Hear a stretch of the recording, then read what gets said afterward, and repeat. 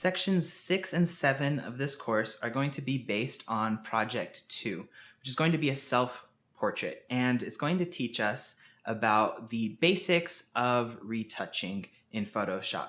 We're not going to get super advanced into retouching in this course, but we're going to cover everything that you need to know about retouching for composite photography. So Section 6, right now we're going to go over the basics of healing, cleaning up skin, making your image look how you want it to look.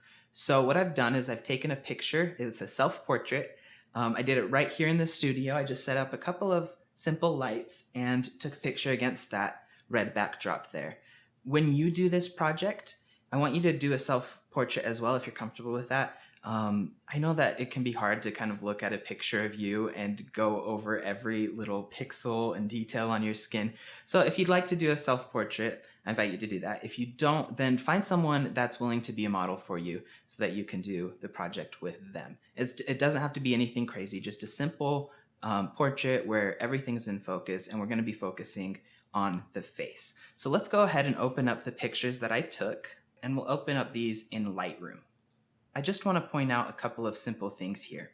You can see on the time lapse that I had to focus the camera myself because I was all alone in the studio. So what I did is I got a yardstick and I held it up approximately where I would be sitting, and then I just leaned back and looked in the camera and focused it that way. So if you can set some sort of object up in the area where you will be or where you want to be focused, then that can get the job done super well. And then just take a couple of test shots to make sure you have it correct. And if you need to make adjustments, you can go from there.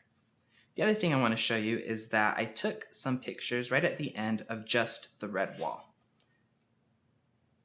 And I did this because if we make adjustments, so if we picked one of these pictures and I wanted to make adjustments to the face, and let's say oh, that one's out of focus.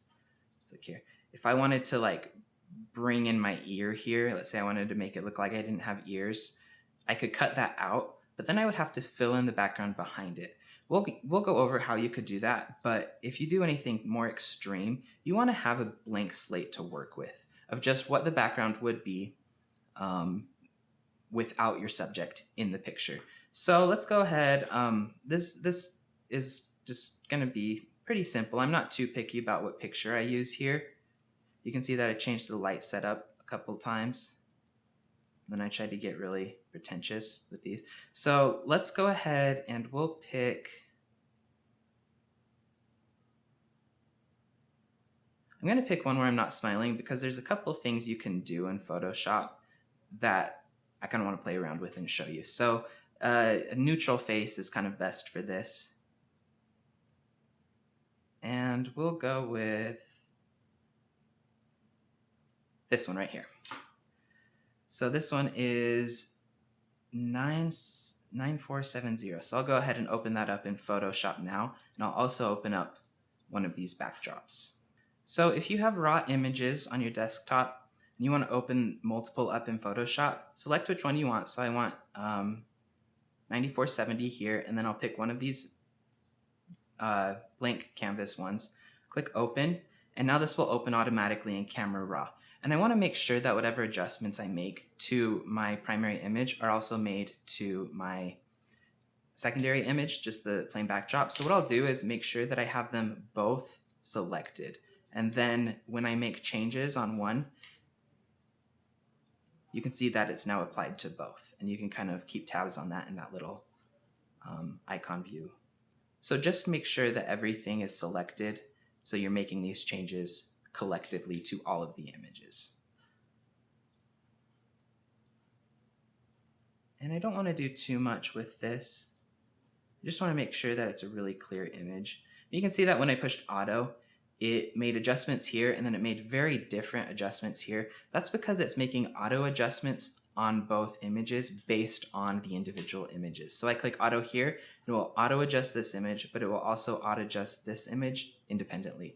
I don't want to do that, so I will go back to my normal settings and just make sure that I make the changes precisely on each element here, and that will make the same change across the board on all the selected images.